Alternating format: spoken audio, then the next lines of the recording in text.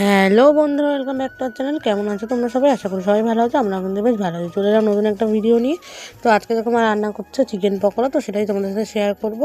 তো প্রথমে দেখো চিকেনগুলোকে ছোটো ছোটো কেটে নিয়েছে, তার মধ্যে সেখানে আদা রসুন ছোটো ছোটো করে কেটে আর পেঁয়াজ ছোটো ছোটো করে ভালো করে মেখে কিছুক্ষণ রেখে দেবে।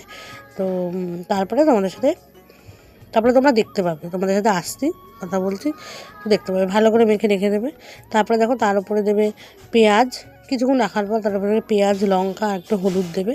হলুদ দেওয়ার পর দেখো মা একা একা ভিডিওটা করেছে, তো ওই কারণে কী কী দিচ্ছে পরপর আমাকে দেখে দেখে বলতে হচ্ছে। তো তারপরে দিয়েছে দেখো নুন, আর নুনের পর দেবে হয়তো, এবার নুনের পর একটুখানি বেসন, তারপরে কর্নফ্লাওয়ার, এগুলো দিয়ে ভালো করে কিছুক্ষণ মেখে রাখবে।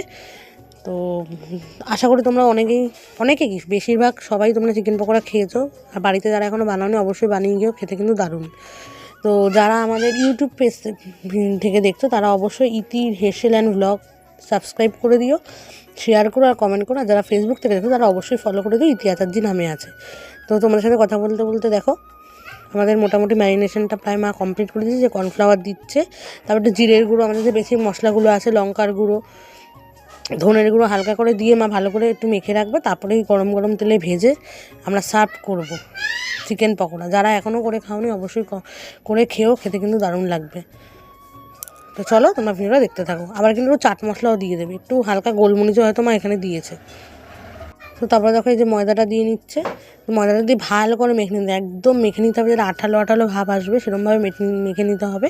মেখে নেওয়ার পর তারপরে কিন্তু সেটা আমাদের গরম তেলে, একদম ফুটন্ত তেলে এটাকে ছেড়ে দিতে হবে। আর তেলের পরিমাণটা কিন্তু বেশি রাখতে হবে, তাহলে খেতে কিন্তু সব থেকে ভালো লাগবে। তো চলো মা মেখে নিক আর তোমরা ভিডিওটা দেখতে থাকো। তো চলো।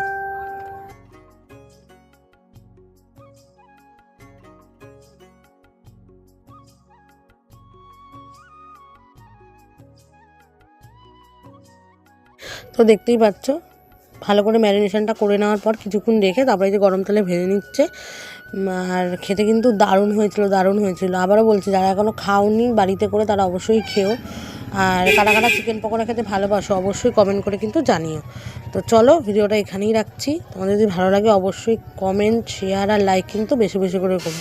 ইউটিউবে আমাদের চ্যানেলের নাম ইতি হেসেল অ্যান্ড ব্লগ, আর ফেসবুকে আমাদের চ্যানেলের নাম ইতি আচার্যি। অবশ্যই একটু চেক আউট করে নিও।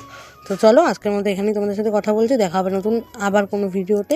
তো চলো টাটা, সবাই ভালো থেকো, সুস্থ থেকো। টাটা বন্ধুরা।